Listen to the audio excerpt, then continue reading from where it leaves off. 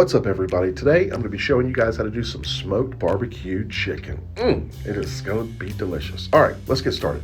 So what we're doing right now is we've got a pack of chicken legs.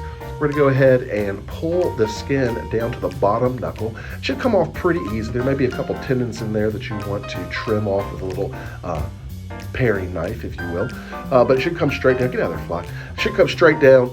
We're going to pull them down all the way to the knuckle, exposing all that delicious, beautiful muscle, right?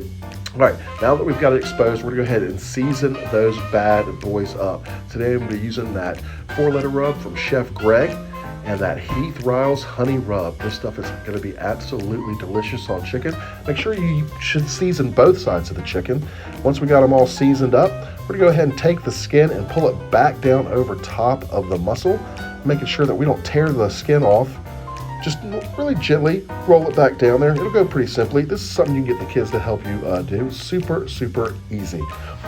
Now, once we get all the chicken skin back rolled down, I don't know where you get your chicken skin from, but mine doesn't come pre-seasoned. So we're gonna hit it with some more of that Chef Greg's and some more of that honey rub.